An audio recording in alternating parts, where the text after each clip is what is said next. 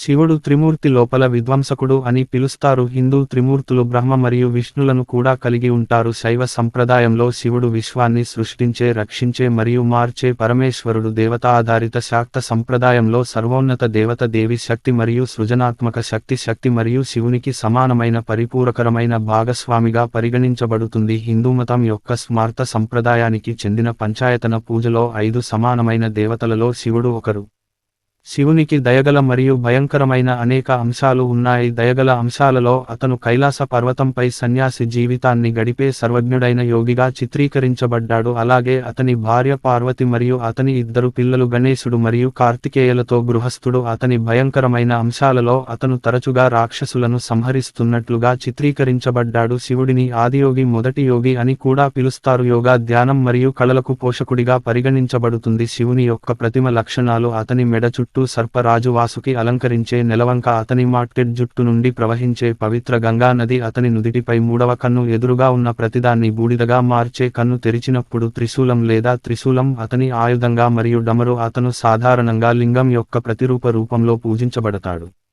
శివునికి వేదానికి పూర్వపు మూలాలు ఉన్నాయి మరియు శివుని మూర్తి వివిధ పాత వైదికేతర మరియు వేద దేవతల సమ్మేళనం వలె పరిణామం చెందింది. ఇందులో ఋగ్వేద తుఫాను దేవుడు రుద్రుడు కూడా వేదేతర మూలాలను కలిగి ఉండవచ్చు. ప్రధాన దేవత శివుడు పాన్హిందూ దేవుడు. భారతదేశం, నేపాల్, బంగ్లాదేశ్, శ్రీలంక మరియు ఇండోనేషియా, ముఖ్యంగా జావా మరియు బాలిలో హిందువులు విస్తృతంగా పూజిస్తారు. మోనియర్ విలియమ్స్ ప్రకారం సంస్కృత పదం శివ దేవనాగరి శివ అని కూడా లిప్యంతరీకరించబడింది. అంటే శుభకరమైన, అనుకూలమైన, దయగల, నిరపాయమైన, దయగల, స్నేహపూర్వక. జానపద వ్యుత్పత్తి శాస్త్రంలో శివ యొక్క మూల పదాలు సి అంటే ఎవరిలో అన్ని విషయాలు ఉన్నాయి, వ్యాపకం, మరియు విఏ అంటే దయ యొక్క స్వరూపం. ఋగ్వేదంలో శివ అనే పదాన్ని విశేషణంగా ఉపయోగించారు. C001100 BC ఏ రుద్రతో సహా అనేక ఋగ్వేద దేవతలకు సారాంశం. శివ అనే పదం విముక్తి, అంతిమ విముక్తి మరియు మంచిది అని కూడా సూచిస్తుంది. ఈ విశేషణ వినియోగం వేద సాహిత్యంలో అనేక దేవతలను ఉద్దేశించి చెప్పబడింది. ఈ పదం వేద రుద్రశివ నుండి ఇతిహాసాలు మరియు పురాణాలలో శివ అనే నామవాచకంగా సృష్టికర్త, పునరుత్పత్తి మరియు రద్దు అయిన ఒక పవిత్రమైన దేవతగా ఉద్భవించింది. శర్మ సంస్కృత మూలం సర్తో మరొక శబ్దవ్యుత్పత్తి శాస్త్రాన్ని అందించారు. దీని అర్థం గాయపరచడం లేదా చంపడం, చీకటి శక్తులను చంపగలవాడు అని అర్థం చేసుకోవడానికి పేరును అర్థం చేసుకుంటాడు. సంస్కృత పదం శైవ అంటే శివుడు దేవునికి సంబంధించినది మరియు ఈ పదం హిందూమతంలోని ప్రధాన శాఖలలో ఒకదానికి మరియు ఆ శాఖలోని సభ్యునికి సంస్కృత పేరు. ఇది శైవమతం వంటి కొన్ని నమ్మకాలు మరియు ఆచారాలను వర్గీకరించడానికి విశేషణంగా ఉపయోగించబడుతుంది. కొంతమంది రచయితలు ఈ పేరును తమిళ పదమైన శివప్పు అంటే ఎరుపు తో అనుబంధించారు. శివుడు సూర్యునితో ముడిపడి ఉన్నాడని శివన్ ఎరుపు తమిళంలో మరియు రుద్రను బబ్రు, గోధుమ లేదా ఎరుపు అని కూడా పిలుస్తారు. ఋగ్వేదం విష్ణు సహస్రనామం శివునికి బహుళ అర్థాలను కలిగి ఉంటుంది. పరిశుద్ధుడు మరియు ప్రకృతి, సత్వ, రజస్సు మరియు తమస్సు యొక్క 3 గుణాలచే ప్రభావితం కానివాడు. శివుడు విశ్వనాథ, విశ్వానికి ప్రభువు, మహాదేవ, మహందేయో, మహాసు, మహేశ, మహేశ్వర, శంకర, శంభు, రుద్రహర, త్రిలోచన, దేవేంద్ర, దేవతల అధిపతి వంటి అనేక పేర్లతో పిలుస్తారు. నీలకంఠ, శుభంకర, త్రిలోకినాథ, 3 రంగాలకు ప్రభువు మరియు భృనేశ్వర్, కరుణకు అధిపతి. శైవమతంలో శివునికి ఉన్న అత్యున్నతమైన ఆరాధన. అతని సారాంశాలు: మహాదేవ గొప్ప దేవుడు, మహా గొప్ప మరియు దేవ దేవుడు, మహేశ్వర మహాప్రభువు, మహా గొప్ప లో ప్రతిబింబిస్తుంది మరియు ఈశ్వర లార్డ్ మరియు పరమేశ్వర సుప్రీం లార్డ్. సహస్రనామం అనేది మధ్యయుగ భారతీయ గ్రంథాలు. ఇవి ఒక దేవత యొక్క అంశాలు మరియు సారాంశాల నుండి ఉద్భవించిన 1000 పేర్లను జాబితా చేస్తాయి. శివ సహస్రనామానికి కనీసం 8 వేర్వేరు వెర్షన్లు ఉన్నాయి. భక్తి స్తోత్రాలు శివుని అనేక పేర్లను జాబితా చేస్తాయి. మహాభారతం యొక్క బుక్ 13 అనుశాసన పర్వంలో కనిపించే సంస్కరణ అటువంటి జాబితాను అందిస్తుంది. శివునికి మహాన్యాసంలో కనిపించే దశసహస్రనామాలు 10,000 పేర్లు కూడా ఉన్నాయి. శ్రీ రుద్రం చమకం శతరుద్రియ అని కూడా పిలుస్తారు. ఇది శివుడిని అనేక పేర్లతో కీర్తిస్తున్న భక్తి గీతం. రుద్రుడు 3 తలల శివుడు. గాంధార 2వ శతాబ్దం క్రీశ. ఈ రోజు మనకు తెలిసిన శివుడు వేద దేవుడు రుద్రతో అనేక లక్షణాలను పంచుకుంటాడు మరియు హిందూ గ్రంథాలలో శివుడు మరియు రుద్రుడు ఇద్దరూ ఒకే వ్యక్తిత్వంగా పరిగణించబడ్డారు. రెండు పేర్లు పర్యాయపదంగా ఉపయోగించబడ్డాయి. రుద్ర భయంకరమైన శక్తులు కలిగిన ఋగ్వేద దేవత, గర్జించే తుఫాను దేవుడు. అతను సాధారణంగా ఒక భయంకరమైన విధ్వంసక దేవతగా సూచించే మూలకానికి అనుగుణంగా చిత్రీకరించబడతాడు. RV 2:33లో అతను తుఫాను దేవతల సమూహం అయిన రుద్రుల తండ్రిగా వర్ణించబడ్డాడు. రుద్రుడు ఒక అస్పష్టమైన దేవుడు, వేద సర్వదేవతలో పరిధీయ దేవుడు, బహుశా వేదేతర మూలాలను సూచిస్తున్నట్లు ఫ్లడ్ పేర్కొంది. ఏది ఏమైనప్పటికీ రుద్ర మరియు శివ ఇద్దరూ ఓడాన్ ఆవేశం మరియు అడవి వేట యొక్క జర్మన్ దేవుడు. సదాశివన్ ప్రకారం హిందూ సంశ్లేషణ అభివృద్ధి సమయంలో బుద్ధుని యొక్క గుణాలను బ్రాహ్మణులు శివునికి బదిలీ చేశారు. అతను రుద్రతో కూడా సంబంధం కలిగి ఉన్నాడు. ఋగ్వేదంలో 1:0-2-8 శ్లోకాల్లో 3 రుద్రుడికి అంకితం చేయబడ్డాయి మరియు అదే గ్రంథంలోని ఇతర శ్లోకాలలో అతను అప్పుడప్పుడు ప్రస్తావించడాన్ని కనుగొంటాడు. రుద్రదేవుడు 2 స్వభావాలను కలిగి ఉంటాడని ఋగ్వేద శ్లోకం 10:92 పేర్కొంది. ఒకటి అడవి మరియు క్రూరమైన రుద్రం, మరొకటి దయ మరియు ప్రశాంతత. శివుడు శివ అనే పదం కేవలం ఒక సారాంశం వలె కనిపిస్తుంది. దీని అర్థం దయ, మంగళకరమైనది. అనేక విభిన్న వేద దేవతలను వివరించడానికి ఉపయోగించే విశేషణాలలో ఒకటి. ఋగ్వేద శ్లోకాలలో భయంకరమైన క్రూరమైన సహజ దృగ్విషయం మరియు తుఫాను సంబంధిత రుద్రుడు భయపడుతుండగా అతను తెచ్చే ప్రయోజనకరమైన వర్షాలు అతని యొక్క శివ కారకంగా స్వాగతించబడ్డాయి. ఈ స్వస్థత, పెంపకం, జీవితాన్ని ప్రారంభించే అంశం వేదాలలో రుద్రశివుడిగా ఉద్భవించింది మరియు వేద అనంతర సాహిత్యంలో చివరకు విధ్వంసక మరియు నిర్మాణాత్మక శక్తులు, అద్భుతమైన మరియు సున్నితమైన అంతిమ రీసైక్లర్ మరియు పునరుజ్జీవనాన్ని మిళితం చేసిన శివుడు అన్ని ఉనికి. వేద గ్రంథాలు ఎద్దు లేదా ఏదైనా జంతువును రుద్ర లేదా ఇతర దేవతల రవాణా వాహనగా పేర్కొనలేదు. ఏది ఏమైనప్పటికీ మహాభారతం మరియు పురాణాల వంటి వేద అనంతర గ్రంథాలు నంది, ఎద్దు, భారతీయ జీబు, ప్రత్యేకించి రుద్రుడు మరియు శివుని వాహనంగా పేర్కొంటాయి, తద్వారా వాటిని నిస్సందేహంగా ఒకే విధంగా కలుపుతాయి. అగ్ని, రుద్ర మరియు అగ్నికి దగ్గరి సంబంధం ఉంది. వేద సాహిత్యంలో అగ్ని మరియు రుద్ర మధ్య గుర్తింపు, రుద్రుడు క్రమంగా రుద్రశివుడిగా మారే ప్రక్రియలో ముఖ్యమైన అంశం. రుద్రతో అగ్నిని గుర్తించడం అనేది నిరుక్త శబ్దవ్యుత్పత్తి శాస్త్రంపై ఒక ముఖ్యమైన ప్రారంభ గ్రంథంలో స్పష్టంగా పేర్కొనబడింది. ఇది అగ్నిని రుద్ర అని కూడా అంటారు. స్టెల్లా క్రామ్రిష్ ప్రకారం 2 దేవతల మధ్య పరస్పర సంబంధాలు సంక్లిష్టంగా ఉంటాయి. రుద్రశివ యొక్క అగ్ని పురాణం అగ్ని యొక్క మొత్తం స్వరసప్తకంపై ఆడుతుంది. మంట నుండి ప్రకాశం వరకు దాని అన్ని సంభావ్యతలను మరియు దశలను అంచనా వేస్తుంది. శతరుద్రియలో శశిపంజర, జ్వాల వలె బంగారు ఎరుపు రంగు మరియు తివాషిమతి, ప్రకాశవంతంగా వెలుగుతున్నది వంటి రుద్రుని యొక్క కొన్ని సారాంశాలు ఇద్దరు దేవతల కలయికను సూచిస్తున్నాయి. అగ్ని ఒక ఎద్దు అని చెప్పబడింది మరియు శివుడు ఒక ఎద్దును తన వాహనంగా నందిగా కలిగి ఉంటాడు. కొన్నిసార్లు ఎద్దుగా వర్ణించబడే అగ్ని యొక్క కొమ్ములు ప్రస్తావించబడ్డాయి. మధ్యయుగ శిల్పంలో అగ్ని మరియు భైరవ అని పిలువబడే శివుడి రూపం రెండూ ఒక ప్రత్యేక లక్షణంగా మండే జుట్టును కలిగి ఉంటాయి. ఇంద్రుడు, వెండి డోనిగర్ ప్రకారం శైవ సంతానోత్పత్తి పురాణాలు మరియు శివుని యొక్క కొన్ని ఫాలిక్ లక్షణాలు ఇంద్రుడి నుండి వారసత్వంగా పొందబడ్డాయి. డోనిగర్ తన పరికల్పనకు అనేక కారణాలను చెప్పింది. 2 పర్వతాలు, నదులు, పురుష సంతానోత్పత్తి, ఉగ్రత, నిర్భయత, యుద్ధం, స్థాపించబడిన ధర్మాలను అతిక్రమించడం. ఓం శబ్దం సుప్రీం నేనే. ఋగ్వేదంలో శివ అనే పదాన్ని ఇంద్రుడిని సూచించడానికి ఉపయోగిస్తారు. 2, 2-0, 3, 6 మరియు 8, 9, 3 ఇంద్రుడు శివుని వలె ఎద్దుతో పోల్చబడ్డాడు. ఋగ్వేదంలో రుద్రుడు మరుత్తుల తండ్రి, కానీ అతను ఇంద్రుడిలాగా వారి యుద్ధ విన్యాసాలతో ఎప్పుడూ సంబంధం కలిగి ఉండడు.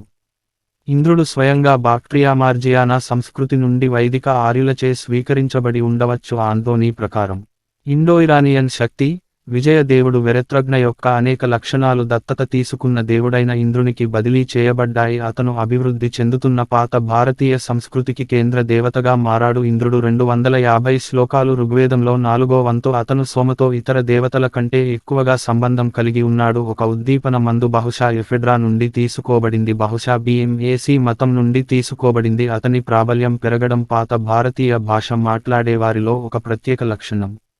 జైనమతం యొక్క గ్రంథాలు మరియు కళాకృతులు ఇంద్రుడిని ఒక నర్తకిగా చూపుతాయి, అయితే సాధారణంగా హిందూమతంలో ప్రత్యేకించి వారి సంబంధిత ముద్రలలో కనిపించే నృత్య శివ కళాకృతిని పోలి ఉంటాయి. ఉదాహరణకు ఎల్లోరాలోని జైన గుహలలో శివ నటరాజ మాదిరిగానే తీర్థంకరుల చిత్రాల పక్కన ఇంద్రుడు నృత్యం చేస్తున్నాడని విస్తృతమైన చెక్కడం కనిపిస్తుంది. పురాతన ఇంద్రుడు మరియు శివుని మధ్య లింక్ ఉండవచ్చని నృత్య ప్రతిమలో సారూప్యతలు సూచిస్తున్నాయి.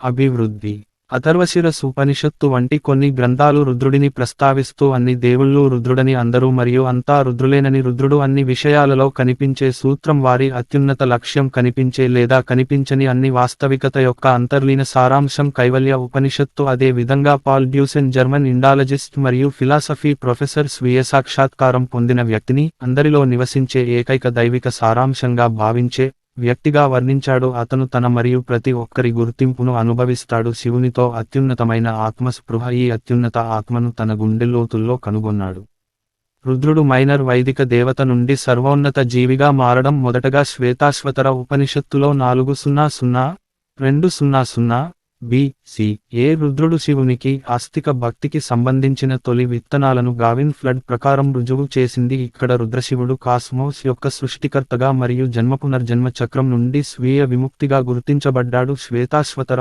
ఉపనిషత్తు ప్రారంభ శైవ ఆలోచనకు స్వరాన్ని సెట్ చేసింది ప్రత్యేకించి 3వ అధ్యాయం 2వ అధ్యాయంలో శివుడు బ్రహ్మంతో సమానం రుద్రుడు నిజంగా ఒక్కడే బ్రహ్మం గురించి తెలిసినవారు రెండవ ఉనికిని అంగీకరించరు 200 BC నుండి 100 AD వరకు ఉన్న శైవ సంప్రదాయం కూడా ఈ కాలంలోని ఇతర సాహిత్యాలలో సాక్ష్యంగా శివుని ఆరాధనపై దృష్టి సారించింది రాబర్ట్ హ్యూమ్ మరియు డోరిస్ శ్రీనివాసన్ వంటి ఇతర విద్వాంసులు శ్వేతాశ్వతర ఉపనిషత్తు కేవలం శివ ఆస్తికవాదానికి సంబంధించిన గ్రంథంగా కాకుండా బహువచనం సర్వదేవతావాదం లేదా హేనోదిజంను ప్రదర్శిస్తుందని పేర్కొన్నారు ఆత్మసాక్షాత్కారం మరియు శైవ ఉపనిషత్తులు ఎవరైతే అన్ని జీవులలో మరియు అన్ని జీవులలో తనను తాను చూసుకుంటాడో అతను మరే ఇతర మార్గాల ద్వారా కాకుండా ఉన్నతమైన బ్రహ్మాన్ని పొందుతాడు కైవల్య ఉపనిషత్తు 10 శైవ భక్తులు మరియు సన్యాసులు పతంజలి యొక్క మహాభాష్య 2వ శతాబ్దం BCE మరియు మహాభారతంలో ప్రస్తావించబడ్డారు శివుని తొలి ఐకానిక్ కళాఖండాలు గాంధారం మరియు ప్రాచీన భారతదేశంలోని వాయువ్య ప్రాంతాలకు చెందినవి కావచ్చు మనుగడలో ఉన్న కళాకృతి దెబ్బతిన్నందున కొంత అనిశ్చితి ఉంది మరియు అవి ధ్యాన బుద్ధ సంబంధిత కళాకృతులతో కొంత అతివ్యాప్తిని చూపుతాయి అయితే ఈ కళలో శివుడి త్రిశూలం మరియు ఫాలిక్ సింబాలిజం ఉండటం వల్ల అది శివుడే కావచ్చునని సూచిస్తుంది పురాతన కుషాన్ సామ్రాజ్యం 37375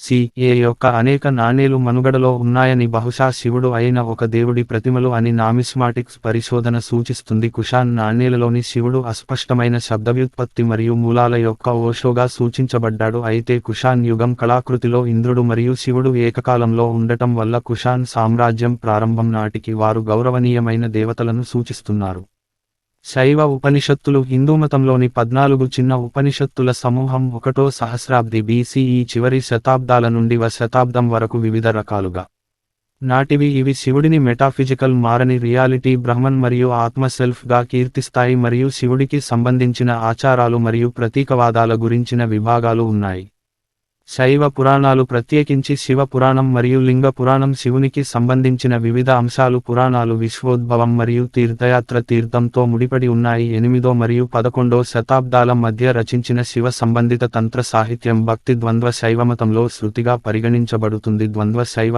ఆగమాలు ప్రతి జీవిలో ఉన్న ఆత్మను మరియు శివుడిని రెండు వేర్వేరు వాస్తవాలుగా ద్వైతం పరిగణించాయి ఇవి శైవ సిద్ధాంతానికి పునాది గ్రంథాలు ఇతర శైవ ఆగమాలు ఇవి ఒక వాస్తవికత మోనిజం అద్వైతం అని మరియు ప్రతి జీవిలో శివుడు నేనే పరిపూర్ణత మరియు సత్యమని బోధిస్తారు శివ సంబంధిత ఉప సంప్రదాయాలలో 10 ద్వంద్వ ఆగమ గ్రంథాలు 18 క్వాలిఫైడ్ మోనిజంకం ద్వంద్వ ఆగమ గ్రంథాలు మరియు 64 ఏకత్వం ఆగమ గ్రంథాలు ఉన్నాయి 1వ సహస్రాబ్ది కేలో భారతదేశం అంతటా మరియు 13వ శతాబ్దంలో ముఖ్యంగా కాశ్మీర్ మరియు తమిళ శైవ సంప్రదాయాలలో శివ సంబంధిత సాహిత్యం విస్తృతంగా అభివృద్ధి చెందింది శైవమతం 7వ శతాబ్దం CE నాటికే తమిళకంలో విపరీతమైన ప్రజాదరణ పొందింది అప్పర్ మరియు సంబందర్ వంటి కవులు అతని తాండవ నృత్యం మూలవం దుమ్రు వంటి దేవతతో ముడిపడి ఉన్న ప్రస్తుత లక్షణాలతో నిండిన గొప్ప కవిత్వాన్ని రచించారు నిప్పును పట్టుకోవడం మరియు అతని అల్లికపై గర్వంగా గంగా ప్రవాహాన్ని నిరోధించడం మోనిస్ట్ శివ సాహిత్యం సంపూర్ణ ఏకత్వాన్ని ప్రతిపాదిస్తుంది అంటే ప్రతి పురుషుడు మరియు స్త్రీ లోపల శివుడు ఉన్నాడు ప్రతి జీవిలో శివుడు ఉన్నాడు శివుడు అన్ని జీవులు లేని జీవులతో సహా ప్రపంచంలోని ప్రతిచోటా ఉంటాడు మరియు జీవితానికి మధ్య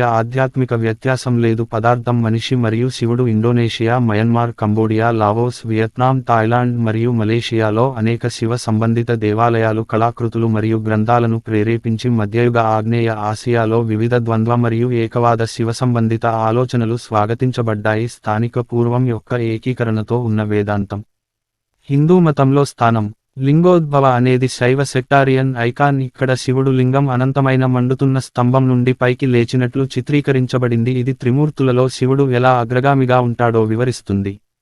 ఎడమవైపున బ్రహ్మ మరియు కుడి వైపున విష్ణువు మధ్యలో శివునికి నమస్కరిస్తున్నట్లు చిత్రీకరించబడింది. శైవమతం ప్రధాన వ్యాసం. శైవమతం హిందూమతంలోని 4 ప్రధాన విభాగాలలో శైవమతం ఒకటి. మిగిలినవి వైష్ణవం, శాక్తమతం మరియు స్మార్త సంప్రదాయం.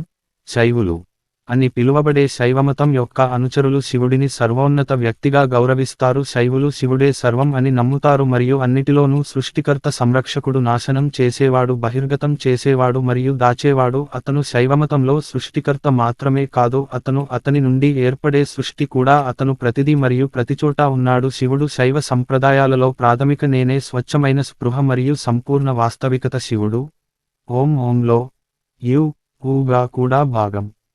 శైవమతం వేదాంత శాస్త్రం విస్తృతంగా 2గా విభజించబడింది.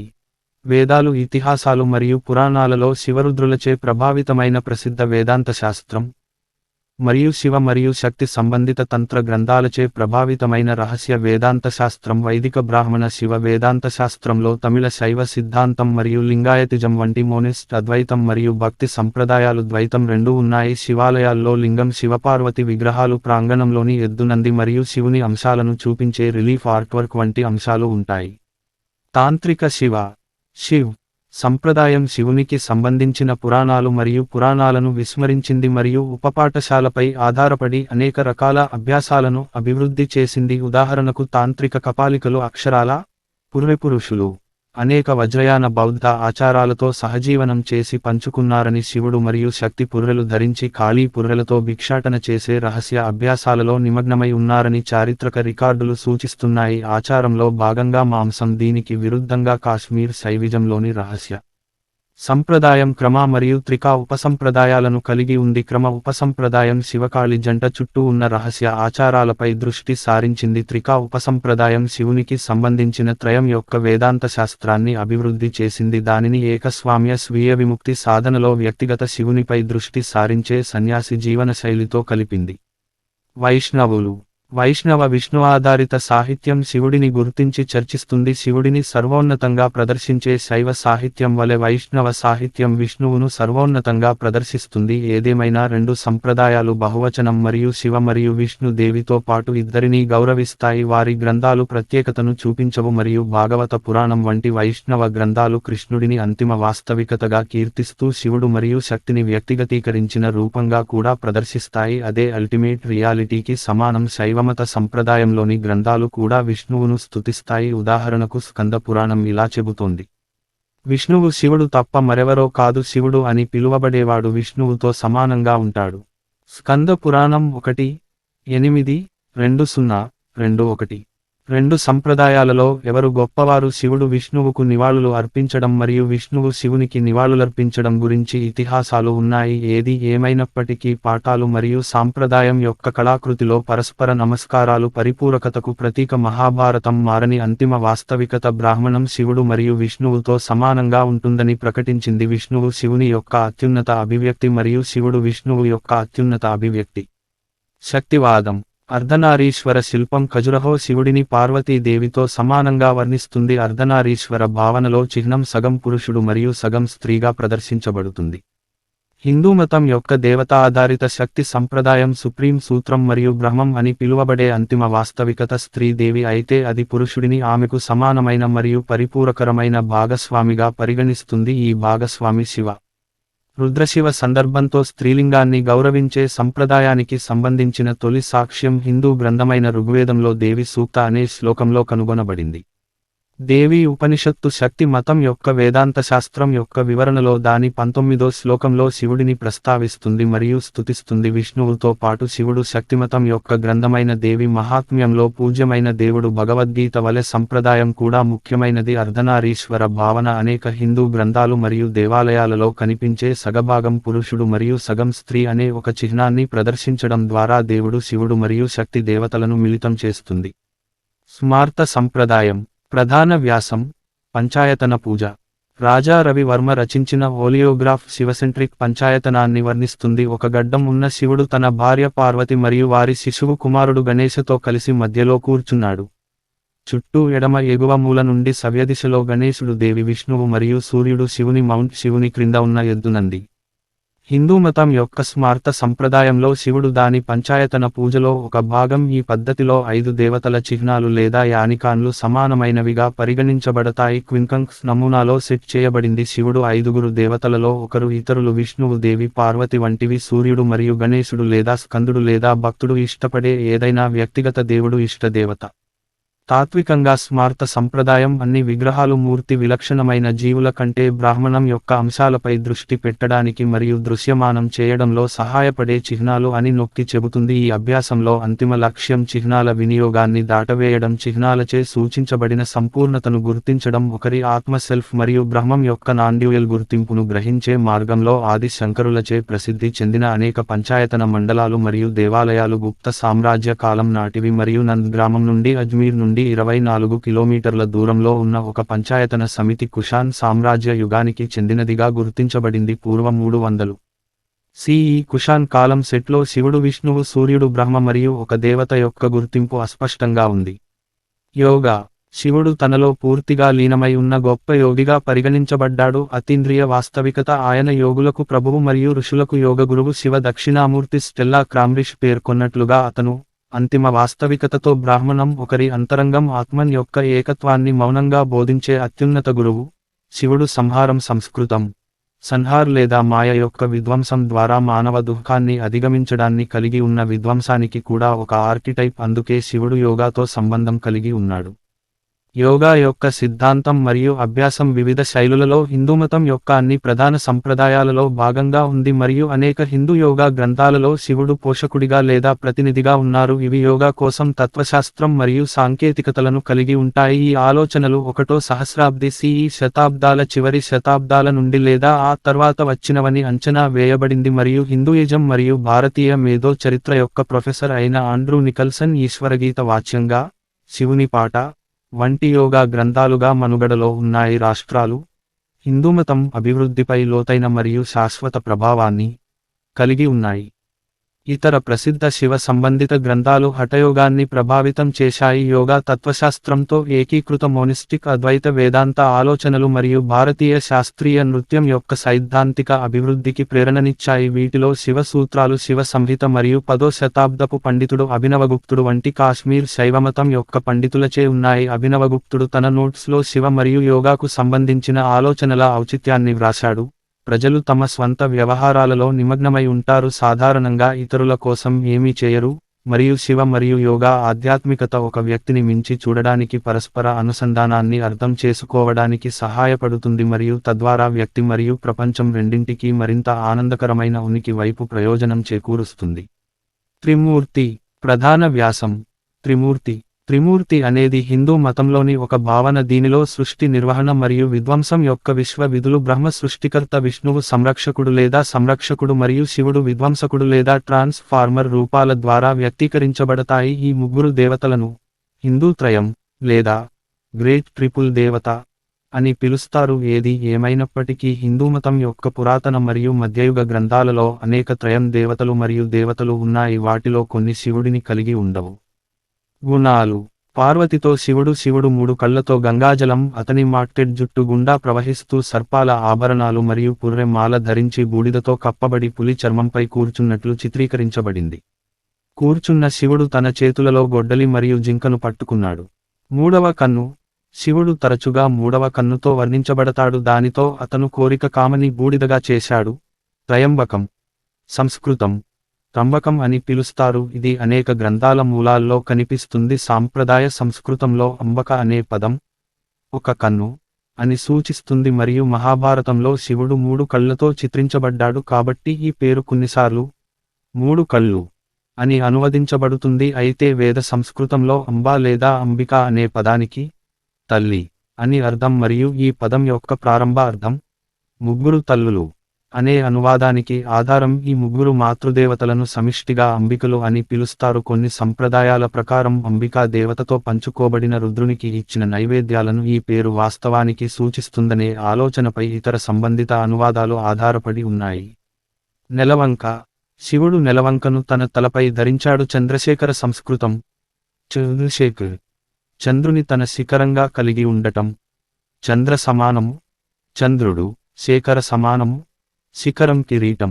ఈ లక్షణాన్ని సూచిస్తుంది. అతని తలపై చంద్రుడిని ఒక ప్రామాణిక ఐకానోగ్రాఫిక్ ఫీచర్గా ఉంచడం అనేది రుద్రుడు ప్రాముఖ్యతను సంతరించుకున్న కాలం నాటిది మరియు రుద్రశివుడు ప్రధాన దేవతగా మారాడు. ఈ బంధం యొక్క మూలం చంద్రుడిని సోమతో గుర్తించడం వల్ల కావచ్చు మరియు ఋగ్వేదంలో సోమ మరియు రుద్రులు సంయుక్తంగా ప్రార్థించబడిన ఒక శ్లోకం ఉంది మరియు తరువాతి సాహిత్యంలో సోమ మరియు రుద్రను గుర్తించడం జరిగింది. సోమ మరియు చంద్రుడు వలె ఒకరినొకరు. బూడిద, శివుని ప్రతిమ శాస్త్రం అతని శరీరం బూడిదతో కప్పబడి ఉన్నట్లు చూపిస్తుంది. భస్మ విభూతి బూడిద అనేది భౌతిక ఉనికి అంతా అశాశ్వతమైనదని, అంతిమంగా బూడిదగా మారుతుందని మరియు శాశ్వతమైన స్వీయ మరియు ఆధ్యాత్మిక విముక్తిని అనుసరించడం ముఖ్యమని గుర్తుచేస్తుంది. మాట్టెడ్ హెయిర్, శివుడి విలక్షణమైన hair style Jatin, the one of matt hair, మరియు కపర్డిన్, మాట్టెడ్ హెయిర్తో లేదా తన జుట్టును పెంకులో గాయంతో ధరించడం వంటి కపర్ద ఫ్యాషన్. కపర్డ అనేది కౌరీ షెల్ లేదా షెల్ రూపంలో ఉండే వెంట్రుకలతో కూడిన అల్లిక లేదా సాధారణంగా షాగి లేదా గిరజాల జుట్టు. నీలికంఠం, నీలకంఠ సంస్కృతం నీలకంఠ, నీల సమానము, నీలం, కంఠ సమానము, గొంతు. శివుడు సముద్ర మంథనంలోని ఆలాహల విషాన్ని సేవించినప్పటి నుండి దాని విధ్వంసక సామర్థ్యాన్ని తొలగించడానికి సముద్ర మంథనం నుండి పైకి లేచింది. అతని పనికి దిగ్భ్రాంతి చెందిన పార్వతి శివుని కడుపులో ఉండాల్సిన విశ్వమంతా వ్యాపించకుండా అతని మెడను బిగించి అతని మెడలో ఆపింది. అయితే విషం చాలా శక్తివంతమైనది. అది అతని మెడ రంగును నీలం రంగులోకి మార్చింది. ఇచ్చిన వారిని దీవిస్తూ సమదృష్టితో దూషణలు మరియు అవమానాల పరంగా ప్రాపంచిక విషాలను మింగడం ద్వారా శివుడు కాగలడని ఈ లక్షణం సూచిస్తుంది. ధ్యానం చేస్తున్న యోగి, అతని ఐకానోగ్రఫీ తరచుగా యోగా భంగిమలో ధ్యానం చేస్తూ కొన్నిసార్లు హిమాలయ పర్వతం కైలాషాపై యోగా ప్రభువుగా చూపిస్తుంది.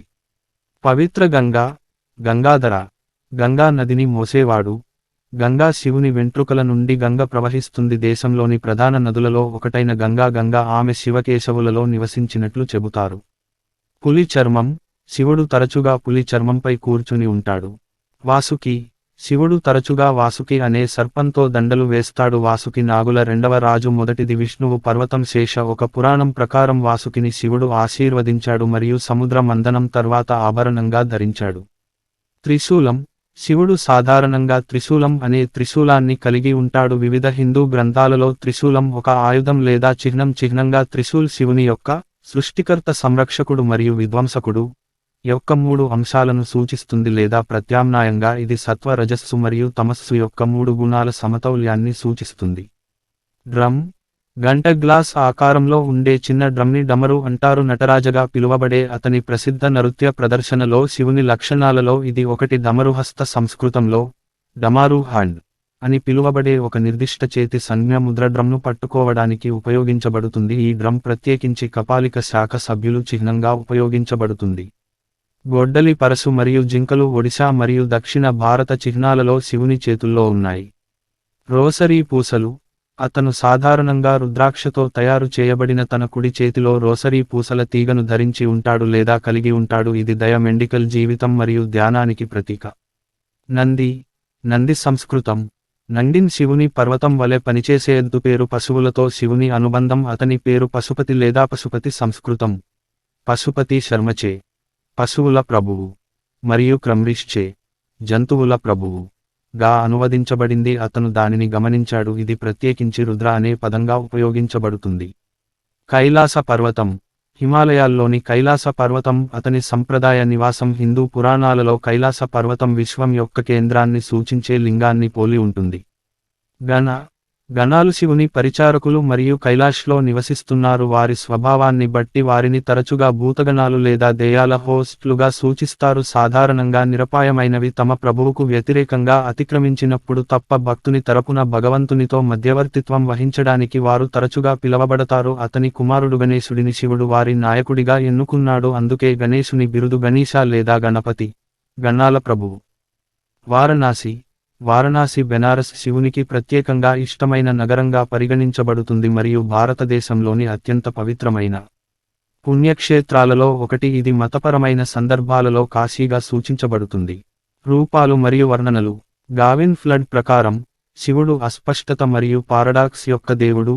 దీని లక్షణాలలో వ్యతిరేక ఇతివృత్తాలు ఉన్నాయి. ఈ దేవత యొక్క సందిగ్ధ స్వభావం అతని కొన్ని పేర్లు మరియు అతని గురించి చెప్పబడిన కథలలో స్పష్టంగా కనిపిస్తుంది. డిస్ట్రాయర్ మరియు బెనిఫర్. శివుడు తన అనేక అంశాలలో ప్రాతినిధ్యం వహిస్తాడు. ఎడమవైపు 16వ శతాబ్దానికి చెందిన నేపాల్ శివుని ఉగ్ర రూపం యొక్క భైరవ చిహ్నం. కుడి రిషికేశ్లో ధ్యానం చేస్తున్న యోగిగా శివుడు. యజుర్వేదంలో ప్రాణాంతక లేదా భయానక సంస్కృతం, రుద్ర మరియు నిరపాయమైన లేదా మంగళకరమైన సంస్కృతం. శివ రూపాల కోసం రెండు విరుద్ధమైన గుణాలను కనుగొనవచ్చు. చక్రవర్తిని సంక్లిష్ట రుద్రశివ శాఖను సృష్టించిన అన్ని ప్రాథమిక అంశాలు అని నిర్ధారించారు. తరువాతి యుగాలకు సంబంధించినవి ఇక్కడ కనిపిస్తాయి. మహాభారతంలో శివుడు అజేయత, పరాక్రమం మరియు బీభత్సం యొక్క ప్రమాణం, అలాగే గౌరవం, ఆనందం మరియు తేజస్సు యొక్క వ్యక్తిగా చిత్రీకరించబడ్డాడు. శివుని భయంకరమైన మరియు మంగళకరమైన లక్షణాల యొక్క ద్వంద్వత్వం విరుద్ధమైన పేర్లలో కనిపిస్తుంది. రుద్ర అనే పేరు శివుని భయంకరమైన అంశాలను ప్రతిబింబిస్తుంది. సాంప్రదాయ శబ్దవ్యుత్పత్తి శాస్త్రాల ప్రకారం రుద్ర అనే సంస్కృత నామం రుడ్ అనే ధాతువు నుండి ఉద్భవించింది. దీని అర్థం ఏడవడం, కేకలు వేయడం. స్టెల్లా క్రామ్రిష్ రౌద్ర అనే విశేషణ రూపంతో అనుసంధానించబడిన విభిన్న శబ్దవ్యుత్పత్తి శాస్త్రాన్ని పేర్కొంది. దీని అర్థం అడవి రుద్ర స్వభావం మరియు రుద్ర పేరును అడవి లేదా ఉగ్రదేవుడు అని అనువదిస్తుంది. ఆర్.కె. శర్మ ఈ ప్రత్యామ్నాయ వ్యుత్పత్తి శాస్త్రాన్ని అనుసరిస్తాడు మరియు పేరును భయంకరమైనది గా అనువదించాడు. హర అనేది శివ సహస్రనామం యొక్క అనుశాసన పర్వన్ వెర్షన్లో 3 సార్లు కనిపించే ఒక ముఖ్యమైన పేరు. ఇక్కడ అది సంభవించిన ప్రతిసారీ వివిధ మార్గాల్లో అనువదించబడుతుంది. వ్యాఖ్యానాన్ని పునరావృతం చేయకుండా వ్యాఖ్యానించే సంప్రదాయాన్ని అనుసరిస్తుంది. శర్మ ఈ మూడింటిని ఆకర్షించేవాడు, ఏకీకరించేవాడు మరియు నాశనం చేసేవాడు అని అనువదించాడు. క్రామ్రిష్ దీనిని రావిషర్ గా అనువదించాడు. శివుని యొక్క భయంకరమైన రూపాలలో మరొకటి కాల, సమయం మరియు మహాకాలం. ఇది చివరికి అన్ని వస్తువులను నాశనం చేస్తుంది. కాల అనే పేరు శివ సహస్రనామంలో కనిపిస్తుంది. ఇక్కడ దీనిని రామ్ కరణ్ శర్మ కాలం యొక్క పరమ ప్రభువు గా అనువదించారు. భైరవ భయంకరమైన లేదా భయకరమైన అనేది వినాశనంతో ముడిపడి ఉన్న ఒక భయంకరమైన రూపం. దీనికి విరుద్ధంగా శంకర ప్రయోజనకరమైన లేదా సంతోషాన్ని అందించడం అనే పేరు అతని నిరపాయమైన రూపాన్ని ప్రతిబింబిస్తుంది. ఈ పేరును శంకరాచార్య అని కూడా పిలువబడే గొప్ప వేదాంత తత్వవేత్త ఆది శంకర సి 788 సి 820 స్వీకరించారు. శంభు సంస్కృతం సాంబు స్వామ్స్వామన్ ఇట్స్ ఓన్ బీ హబర్న్ shine self shining shining on its own అనే పేరు కూడా ఈ నిరపాయమైన కోణాన్ని ప్రతిబింబిస్తుంది. సన్యాసి మరియు గృహస్థుడు. శివుడు సన్యాసి యోగిగా మరియు అతని భార్య పార్వతి మరియు కుమారులు గణేశుడు మరియు కార్తికేయతో గృహస్థునిగా చిత్రీకరించబడ్డాడు. శివుడు సన్యాసి యోగిగా మరియు గృహస్థుడిగా గృహస్థ వర్ణించబడ్డాడు. ఇవి సాంప్రదాయకంగా హిందూ సమాజంలో పరస్పర విరుద్ధమైన పాత్రలు. యోగిగా చిత్రీకరించబడినప్పుడు అతను కూర్చుని ధ్యానం చేస్తున్నట్లు చూపబడవచ్చు. అతని సారాంశం మహాయోగి, గొప్ప యోగి, మహాసమానము, గొప్ప యోగి సమానము, యోగ సాధన చేసేవాడు.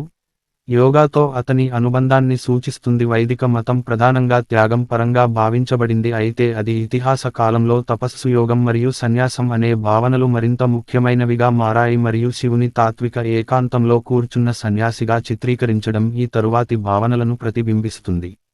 కుటుంబ వ్యక్తి మరియు గృహస్థుడిగా అతనికి భార్య పార్వతి మరియు 2 కుమారులు గణేశ మరియు కార్తికేయ ఉన్నారు. అతని సారాంశం ఉమాపతి, ఉమా భర్త ఈ ఆలోచనను సూచిస్తుంది మరియు శర్మ ఈ పేరు యొక్క మరో 2 రూపాంతరాలు ఉమాకాంత మరియు ఉమాధవ సహస్రనామంలో కూడా కనిపిస్తాయని పేర్కొన్నాడు. పురాణ సాహిత్యంలో ఉమా నిరపాయమైన పార్వతితో సహా అనేక పేర్లతో పిలుస్తారు. ఆమె దివ్య తల్లి అయిన దేవితో గుర్తించబడింది. శక్తి, దైవశక్తి, అలాగే త్రిపుర సుందరి, దుర్గకాళి, కామాక్షి మరియు మీనాక్షి వంటి దేవతలు శివుని భార్యలు. అతని సృజనాత్మక శక్తికి మూలం. అవి ఈ విశ్వానికి శివుని డైనమిక్ విస్తరణను సూచిస్తాయి. అతని కుమారుడు గణేశుడు భారతదేశం మరియు నేపాల్ అంతటా అడ్డంకులను తొలగించేవాడు. ఆరంభాల ప్రభువు మరియు అడ్డంకుల ప్రభువుగా పూజించబడ్డాడు. కార్తికేయ దక్షిణ భారతదేశంలో ముఖ్యంగా తమిళనాడు, కేరళ మరియు కర్ణాటకలలో సుబ్రహ్మణ్యన్, షణ్ముఖన్, స్వామినాథన్ మరియు మురుగన్ పేర్లతో మరియు ఉత్తర భారతదేశంలో స్కంద కుమార లేదా కార్తికేయ పేర్లతో పూజించబడతారు. కొన్ని ప్రాంతీయ దేవతలను శివుని పిల్లలుగా కూడా గుర్తించారు. ఒక కథ ప్రకారం విష్ణువు యొక్క స్త్రీ అవతారమైన మోహిని యొక్క అందం మరియు ఆకర్షణకు శివుడు మోహింపబడ్డాడు మరియు ఆమెతో సంతానోత్పత్తి చేస్తాడు. ఈ కలయిక ఫలితంగా శాస్తా ప్రాంతీయ దేవతలైన అయ్యప్పన్ మరియు అయ్యనార్లతో గుర్తించబడ్డాడు. జన్మించాడు. కేరళలోని ఎర్నాకులం శివార్లలో విష్ణుమాయ అనే దేవత శివుని సంతానంగా పేర్కొనబడింది మరియు స్థానిక భూతవైద్యం ఆచారాలలో ఆరాధించబడింది. అయితే ఈ దేవత హిందూ మతంలో గుర్తించబడదు మరియు బహుశా ఇది కావచ్చు. అస్పష్టమైన చైనీస్ శైలి ఆచారాలతో స్థానిక సంప్రదాయం సాలిటోర్ పేర్కొంది. కొన్ని సంప్రదాయాలలో శివుడికి నాగదేవత మానస మరియు అశోక సుందరి వంటి కుమార్తెలు ఉన్నారు. డోనిగర్ ప్రకారం రెండు ప్రాంతీయ కథలు అందక మరియు జలంధర అనే రాక్షసులను అతనితో యుద్ధం చేసే శివుని పిల్లలుగా చిత్రీకరిస్తాయి మరియు తరువాత శివునిచే నాశనం చేయబడ్డాయి. ఐకానోగ్రాఫిక్ రూపాలు. శివుడు నటరాజుగా నృత్యం చేస్తున్న చోళ వంశపు విగ్రహం Los Angeles County Museum of Art. శివుని నటరాజుగా చిత్రీకరించడం. సంస్కృతం నట్రాజ్.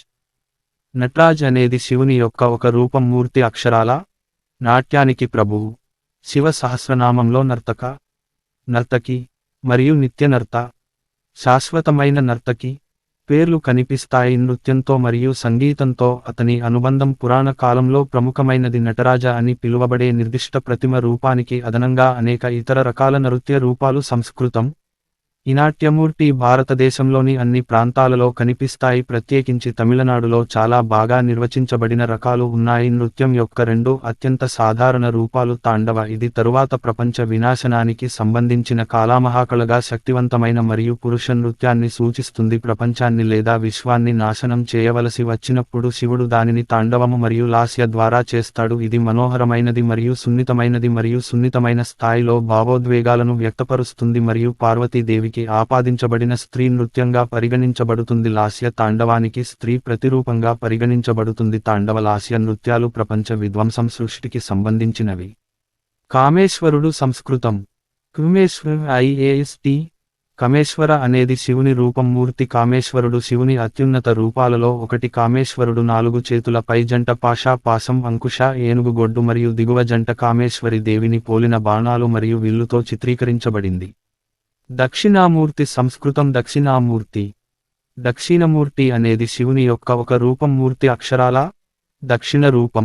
దక్షిణామూర్తి జింక సింహాసనంపై కూర్చున్న వ్యక్తిగా వర్ణించబడింది. దాని చుట్టూ ఋషులు ఉపదేశాన్ని పొందుతున్నారు. ఈ రూపం యోగ, సంగీతం మరియు జ్ఞానానికి గురువుగా మరియు శాస్త్రాలపై విశదీకరించే విధంగా శివుని రూపంలో సూచిస్తుంది. భారతీయ కళలో శివుని వర్ణించే ఈ ఐకానోగ్రాఫిక్ రూపం ఎక్కువగా తమిళనాడుకు చెందినది.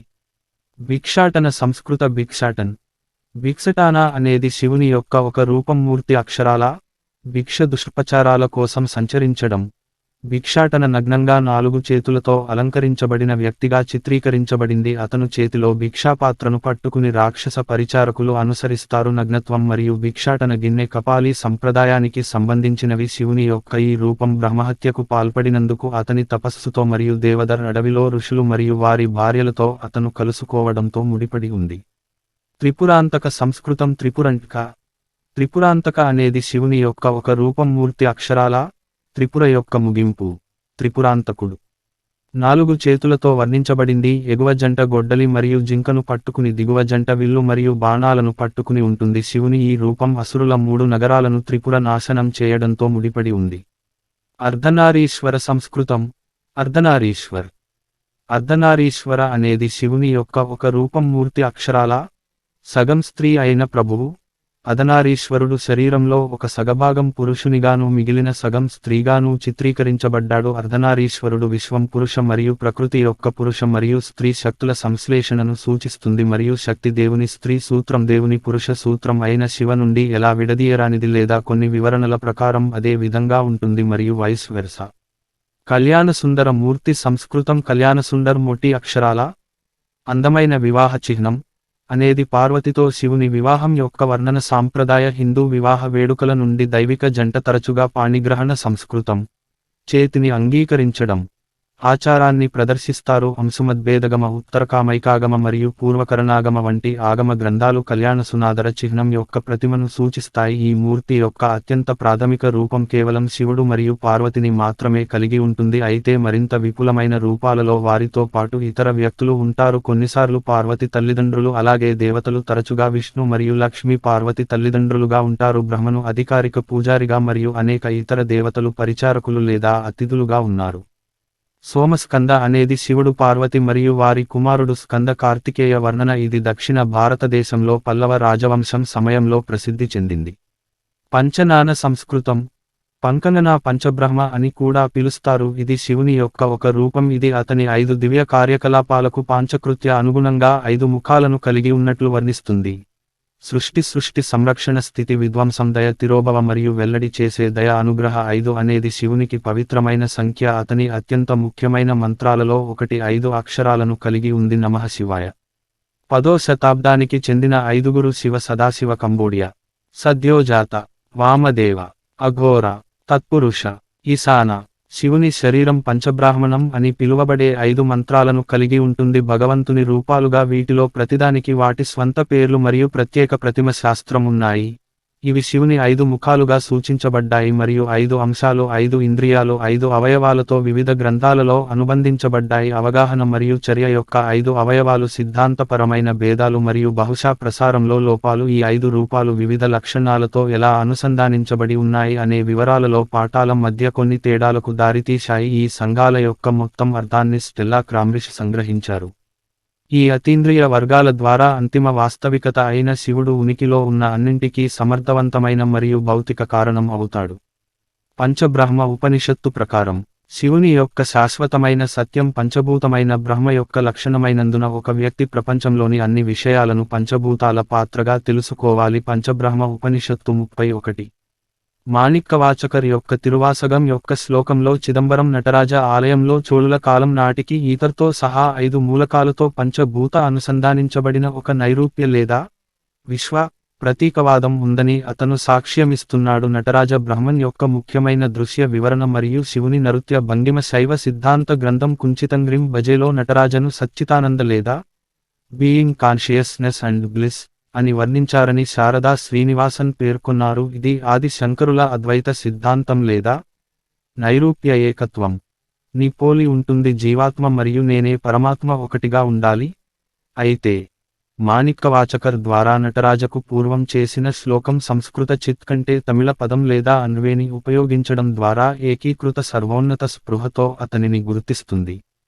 ఇది మధ్యయుగ భారతదేశంలోని ఆలోచనల యొక్క ఆస్మాసిస్ ను సూచించవచ్చు. శ్రీనివాసన్ పేర్కొన్నాడు. త్రిపుంద్రతో కూడిన శివలింగం.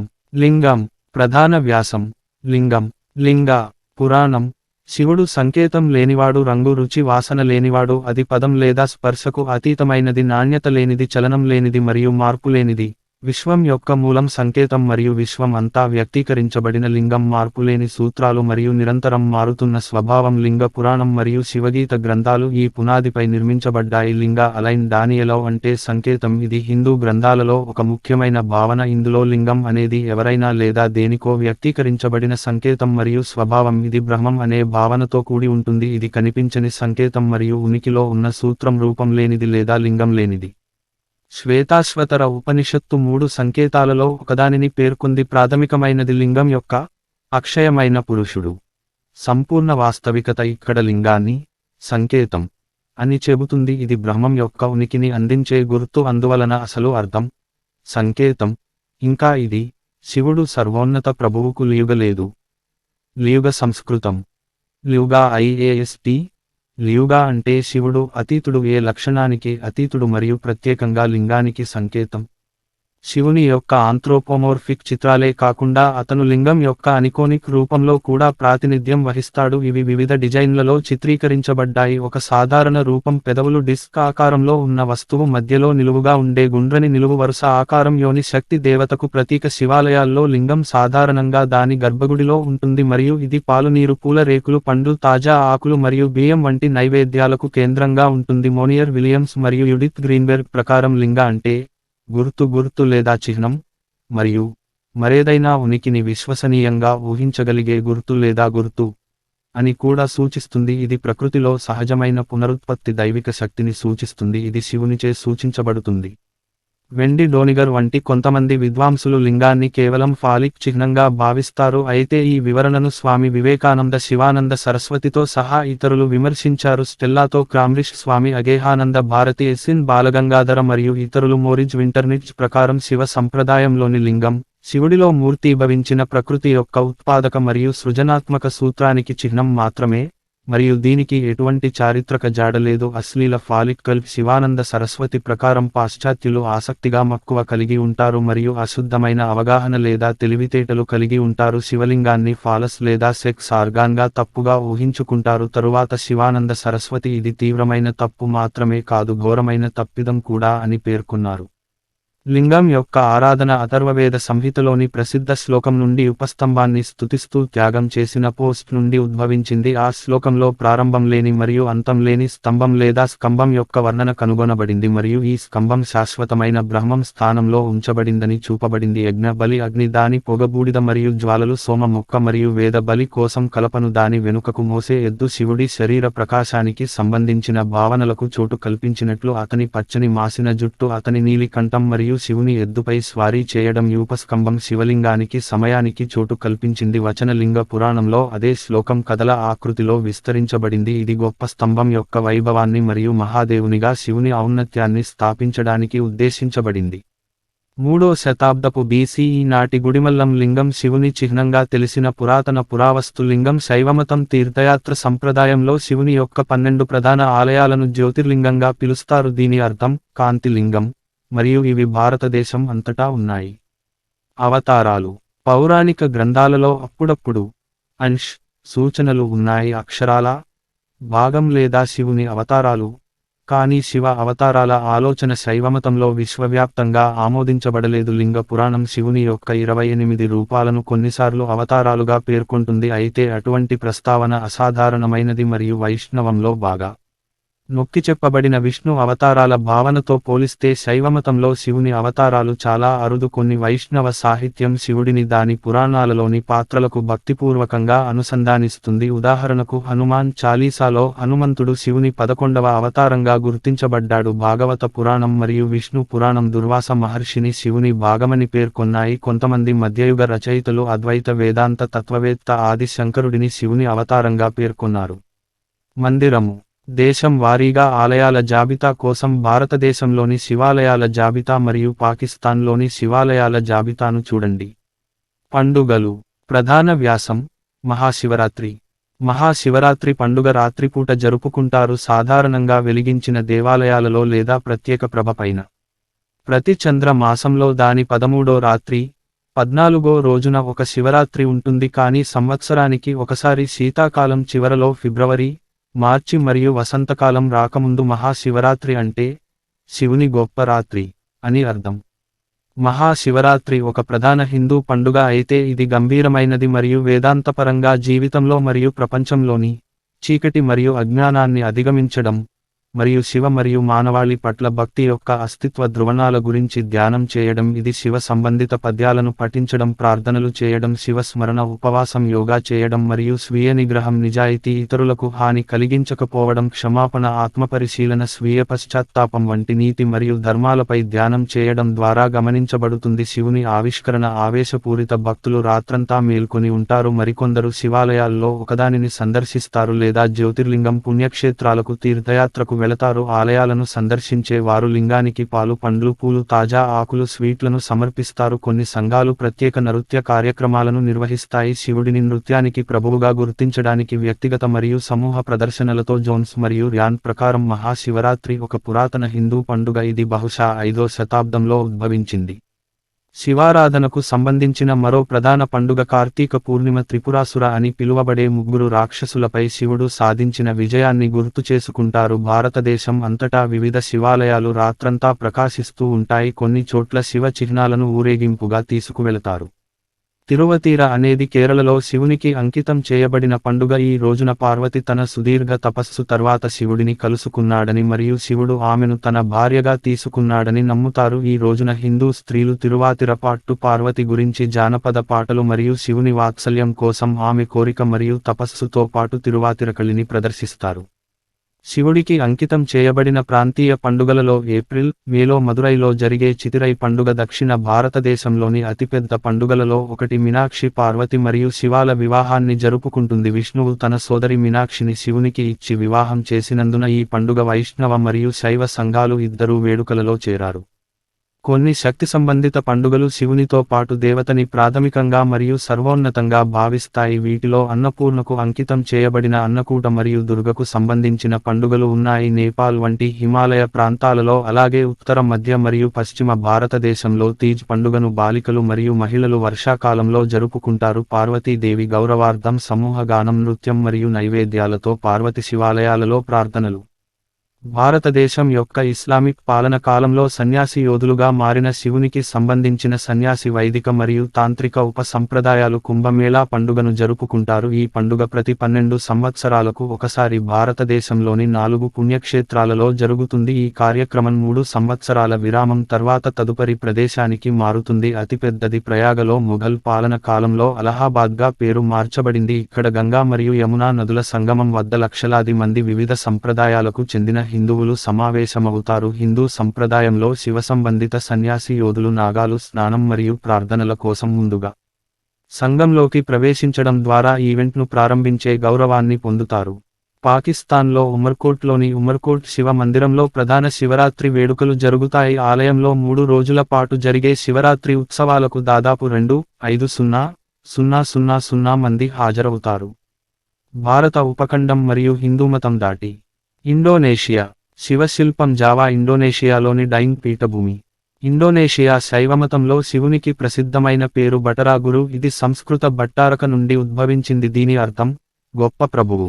అతను దయగల ఆధ్యాత్మిక గురువుగా భావించబడ్డాడు. ఇండోనేషియా హిందూ గ్రంథాలలో గురువులలో మొదటివాడు. భారత ఉపఖండంలో శివుని యొక్క దక్షిణామూర్తి కోణాన్ని ప్రతిబింబిస్తాడు. అయినప్పటికీ ఇండోనేషియా హిందువులు వారి ఆత్మలు మరియు హీరోలను అతనితో మిళితం చేసినందున బటరా గురువు భారతీయ శివుని కంటే ఎక్కువ అంశాలను కలిగి ఉన్నాడు. ఆగ్నేయాసియాలోని బటరా గురు భార్య అదే హిందూ దేవత దుర్గా. ఆమె పురాతన కాలం నుండి ప్రసిద్ధి చెందింది మరియు ఆమె కూడా దయగల మరియు ఉగ్రమైన వ్యక్తీకరణలతో సంక్లిష్టమైన పాత్రను కలిగి ఉంది. ప్రతి ఒక్కటి ఉమా, శ్రీ కాళి మరియు ఇతరుల వంటి విభిన్న పేర్లతో దృశ్యమానం చేయబడింది. హిందూ మత గ్రంథాలకు భిన్నంగా వేదాలు లేదా పురాణాలు జావానీస్ తోలుబొమ్మలాట వయాంగ్ పుస్తకాలలో ప్రపంచ వ్యవస్థను నియంత్రించే మరియు సృష్టించే దేవతలకు బతారాగురు రాజు తోలుబొమ్మల కోసం సూచనగా ఉపయోగించిన క్లాసిక్ పుస్తకంలో సంగ్యాంగ్ మాణిక్మయ లేదా బటరాగురు ఇస్మాయ యొక్క మూలం అయిన నల్లటి కాంతితో పాటు సాంగ్ హయాంగ్ తుంగ్వెల్ చేత మెరిసే కాంతి నుండి సృష్టించబడిందని చెప్పబడింది. శివుడు సదాశివుడు, పరమశివుడు, మహాదేవుడు దయగల రూపాలలో మరియు కాళ భైరవ మహాకాల అతని ఉగ్ర రూపాలలో పిలువబడ్డాడు. ఇండోనేషియా హిందూ గ్రంథాలు భారత ఉపఖండంలో కనిపించే శైవ సంప్రదాయాల తాత్విక వైవిధ్యాన్ని ప్రదర్శిస్తాయి. ఏదేమైనా సమకాలీన యుగంలో మనుగడలో ఉన్న గ్రంథాలలో శైవ సిద్ధాంతం, స్థానికంగా శివ సిద్ధాంతం, శ్రీదాంత అని కూడా పిలుస్తారు యొక్క గ్రంథాలు సర్వసాధారణం. జావా ద్వీపంలో ఇస్లామిక్ పూర్వకాలంలో శైవిజం మరియు బౌద్ధమతం ఒకేలా మతాలు కానప్పటికీ చాలా సన్నిహిత మరియు అనుబంధ మతాలుగా పరిగణించబడ్డాయి. మధ్యయుగ యుగం ఇండోనేషియా సాహిత్యం బుద్ధుడిని శివుడు మరియు జనార్దన విష్ణుతో సమానం చేసింది. ఈ సంప్రదాయం ఆధునిక యుగంలో ప్రధానంగా హిందూ బాలి ఇండోనేషియాలో కొనసాగుతుంది. ఇక్కడ బుద్ధుడిని శివుని తమ్ముడిగా పరిగణిస్తారు. మధ్య ఆసియా. హెఫ్తలైట్ సామ్రాజ్యం మరియు కుషాన్ సామ్రాజ్యం ప్రభావంతో మధ్య ఆసియాలో శివుని ఆరాధన ప్రజాదరణ పొందింది. శైవమతం సోగ్డియా మరియు యుటియన్ రాజ్యంలో కూడా ప్రసిద్ధి చెందింది. ఇది జర్వాషన్ నదిపై పెంజికెంట్ నుండి గోడ పెయింటింగ్ నుండి కనుగొనబడింది. ఈ వర్ణనలో శివుడు ఒక పవిత్రమైన హాలో మరియు పవిత్రమైన దారం యజ్ఞోపవీతతో చిత్రీకరించబడ్డాడు. అతను పులి చర్మాన్ని ధరించి ఉన్నాడు. అతని పరిచారకులు సోగ్డియన్ దుస్తులు ధరించారు. దండన్ ఒయిలిక్ నుండి ఒక ప్యానెల్ శివుని తన త్రిమూర్తి రూపంలో చూపిస్తుంది. శక్తి ఆమె కుడి తొడపై మోకరిల్లింది. తక్లమకన్ ఎడారిలోని మరొక ప్రదేశం అతనిని 4 కాళ్లతో 2 ఎద్దుల మద్దతు ఉన్న కుషన్ సీటుపై అడ్డంగా కూర్చున్నట్లుగా చిత్రీకరించబడింది. జొరాస్ట్రియన్ వాయు దేవుడు వాయువాత శివుని ప్రతిమ రూపాన్ని తీసుకున్నట్లు కూడా గుర్తించబడింది. సిక్కు మతం. గురు గ్రంథ్ సాహిబ్ యొక్క జపూజీ సాహిబ్ ఇలా అంటాడు: గురువు శివుడు, గురువు విష్ణువు మరియు బ్రహ్మ, గురువు పార్వతి మరియు లక్ష్మి, అదే అధ్యాయంలో ఇది కూడా ఇలా చెప్పింది. శివుడు మాట్లాడతాడు, సిద్ధులు వింటారు. దశం గ్రంథంలో గురుగోవింద్ సింగ్ రుద్రుని 2 అవతారాలను ప్రస్తావించారు. దత్తాత్రేయ అవతారం మరియు పరస్నాథ్ అవతారం. బౌద్ధమతం మహాకలసి 00 సి.ఏ. టిబెటన్ తంక. బౌద్ధ తంత్రాలలో శివుడు ప్రస్తావించబడ్డాడు మరియు వజ్రయాన చైనీస్ ఎసోటెరిక్ మరియు టిబెటన్ బౌద్ధమతంలో ఉగ్ర దేవత మహాకాళిగా పూజించబడ్డాడు. బౌద్ధ తంత్రాల విశ్వోద్భవ శాస్త్రంలో శివుడు నిష్క్రియంగా చిత్రీకరించబడ్డాడు. శక్తి అతని క్రియాశీల ప్రతిరూపం, శివుడు ప్రజ్ఞ మరియు శక్తి ఉపాయ. మహాయాన బౌద్ధమతంలో శివుడు అకానిష్ట దేవలోకంలో నివసించే దేవుడైన మహేశ్వరుడిగా చిత్రీకరించబడ్డాడు. థేరవాద బౌద్ధమతంలో శివుడు శక్ర ఇంద్రుడితో పాటు కామధాతువు యొక్క 6వ స్వర్గంలో నివసించే దేవుడైన ఈశానగా చిత్రీకరించబడ్డాడు. వజ్రయాన బౌద్ధమతంలో శివుడు బోధిసత్వుడిని రక్షించే ధర్మం అయిన మహాకాళుడిగా చిత్రీకరించబడ్డాడు. బౌద్ధమతంలోని చాలా రూపాల్లో శివుని స్థానం మహాబ్రహ్మ లేదా శక్ర ఇంద్రుడి కంటే తక్కువగా ఉంటుంది. మహాయాన బౌద్ధ గ్రంథాలలో శివుడు మహేశ్వరుడు, భస్మేశ్వర బుద్ధ, బూడిద బుద్ధుడు అని పిలువబడే బుద్ధుడు అవుతాడు. చైనా మరియు తైవాన్లలో శివుడు అక్కడ మహేశ్వర చైనీస్ దా ఈ తియాంగ్ పిన్యన్ దాసి సత్యన్ లేదా చైనీస్ మో ఈ సోవులువో తియాంగినింగ్ మొక్సషులోషన్ చైనీస్ సి కంగ్ కంగ్ కంగ్ కంగ్ కంగ్ కంగ్ కంగ్ కంగ్ కంగ్ కంగ్ కంగ్ కంగినింగ్ అర్షీ జూషన్ లేదా 24 దేవతలు చైనీస్ ఏర్ సిసియు తియాంగ్ పిన్యన్. అర్షిసి జూషన్ బౌద్ధ ధర్మాన్ని రక్షించడానికి వ్యక్తమయ్యే ధర్మపాలకుల సమూహం. ఇతర దేవతలతో పాటు చైనీస్ బౌద్ధ దేవాలయాల మహావీర మందిరాలలో అతని విగ్రహాలు తరచుగా ప్రతిష్ఠించబడతాయి. అదనంగా అతను లోటస్ సూత్రంలో అవలోకితేశ్వర యొక్క 33 వ్యక్తీకరణలలో ఒకరిగా కూడా పరిగణించబడ్డాడు. మహాయాన బౌద్ధ విశ్వోద్భవ శాస్త్రంలో మహేశ్వరుడు అకనిష్టలో నివసిస్తాడు. శుద్ధవాస స్వచ్ఛమైన నివాసాలు లో అత్యున్నతమైన అనాగామి, తిరిగి రానివారు, ఇప్పటికే అర్హతుడ్ మార్గంలో ఉన్న మరియు జ్ఞానోదయం పొందేవారు. జపాన్లోని 7 అదృష్ట దేవుళ్లలో ఒకరైన డైకోకుటెన్ శివుడి నుండి ఉద్భవించినట్లు భావిస్తారు. దేవుడు జపాన్లో గృహ దేవతగా ఉన్నతమైన స్థానాన్ని పొందాడు మరియు సంపద మరియు అదృష్టానికి దేవుడిగా పూజించబడతాడు. ఈ పేరు జపనీస్ మహాకాలానికి సమానమైనది. ఇది శివునికి బౌద్ధ నామం. తూర్పు ఆసియా బౌద్ధమతంలో బౌద్ధ దేవతలతో శివుడు విలీనం చేయబడ్డాడు. Daikokuten Shiva Okuninushi fusion deity in Japan. Daikokuten జపాన్లోని ఒక శివ ఒకునినుషి ఫ్యూజన్ దేవత. Acala is fierce Shiva adaptation in both China and Japan. Acala China మరియు జపాన్ రెండింటిలోనూ శివ అనుసరణ. Statue of Shiva depicted as a Chinese Buddhist deva on Mount Yuchu Guanyin ధర్మ realm in సిజాన్ China. చైనాలోని జెజియాంగ్లోని mount పుటువో గ్వాన్యిన్ ధర్మ రాజ్యంపై శివుని విగ్రహం చైనీస్ బౌద్ధ దేవుడిగా చిత్రీకరించబడింది. జనాదరణ పొందిన సంస్కృతిలో సమకాలీన సంస్కృతిలో శివ కళ చలనచిత్రాలు మరియు పుస్తకాలలో చిత్రీకరించబడింది. అతను the God of cool things మరియు బోన్ఫైడ్ రాక్ హీరో గా పేర్కొనబడ్డాడు. ఒక ప్రసిద్ధ చిత్రం 1967 కన్నడ చిత్రం గంగే గౌరీ. ఎప్పుడూ స్పష్టంగా కనిపించనప్పటికీ శివుడు 1984 అమెరికన్ చలనచిత్రం ఇండియానా జోన్స్ మరియు టెంపుల్ ఆఫ్ డూమ్లో విస్తృతంగా ప్రస్తావించబడ్డాడు. అతను పైన పేర్కొన్న గ్రామాలకు శంకర రాళ్లను, పవిత్రమైన రాళ్లను లింగం ఆధారంగా బహుమతిగా ఇవ్వడం ద్వారా గ్రామాలకు సారవంతమైన భూమిని అందించాడు. 1990ల నాటి డి నేషనల్ టెలివిజన్ ధారావాహిక ఓం నమః శివాయ అనే పేరుతో కూడా శివ పురాణాల ఆధారంగా రూపొందించబడింది. అమిష్ త్రిపాఠి యొక్క 2010 పుస్తకం శివత్రయం మిలియన్ కాపీలు అమ్ముడయ్యాయి. లైఫ్ ఓకే ఛానెల్లో శివ గురించిన ఒక టెలివిజన్ సీరియల్ డెవాన్ కే దేవ్ మహదేవ్ 2011-2014 అత్యధికంగా వీక్షించబడిన షోలలో అత్యధిక ప్రజాదరణ పొందింది. మరొక ప్రసిద్ధ చిత్రం 2022 గుజరాతీ భాషా చిత్రం హర్ హర్ మహాదేవ్. చిద్భవానందలో అందించబడిన సంస్కరణకు ఇది మూలం. ఇది మహాభారతం నుండి వచ్చినదని సూచిస్తుంది. అయితే అతను 2 మహాభారత సంస్కరణల్లో దేనిని ఉపయోగిస్తున్నాడో స్పష్టంగా వివరించలేదు. చిద్భవానంద 1997. దక్షిణాసియాలో మెసోలిథిక్ యొక్క తాత్కాలిక పరిధి ప్రస్తుతం 12,000 నుండి 4,000 సంవత్సరాల వరకు ఉంది. మెసోలిథిక్ అనే పదం దక్షిణాసియా రాతి యుగం యొక్క కాలానుగుణంగా ఉపయోగపడే పదం కాదు, ఎందుకంటే భారత ఉపఖండంలోని అంతర్భాగంలోని కొన్ని తెగలు ఆధునిక కాలంలో మధ్యశిలా సంస్కృతిని కలిగి ఉన్నాయి మరియు ఈ పదం యొక్క స్థిరమైన ఉపయోగం లేదు. ప్రస్తుతానికి ముందు 1200 4,000 పరిధి అగ్రవాల్ మరియు ఇతరులు అందించిన పరిధుల కలయికపై ఆధారపడి ఉంటుంది. 1978 మరియు సేన్ 1999 ద్వారా మరియు మెహర్ఘర్లో ప్రారంభ నియోలిథిక్తో అతివ్యాప్తి చెందింది. డి అగర్వాల్ మరియు ఇతరులు మెసోలిథిక్ కాలం నుండి ఇనుప యుగం వరకు భారతీయ పూర్వ చరిత్ర యొక్క కాలక్రమం. Journal of human evolution volume 7 సంచిక 1 జనవరి 1978 3744 C6,000,2,000 యొక్క మొత్తం సమయం BC నాటి మెసోలిథిక్ ప్రదేశాలను కవర్ చేస్తుంది. ఉదాలంఘ్నాజ్ బాగోర్ భీంబెట్కా ఆడంగర్ లేఖహియా మొదలైనవి. P38 S N Sen ancient Indian history and civilization 1999. Mesolithic కాలం సుమారుగా 10,000 మరియు 6,000 BC మధ్య ఉంటుంది.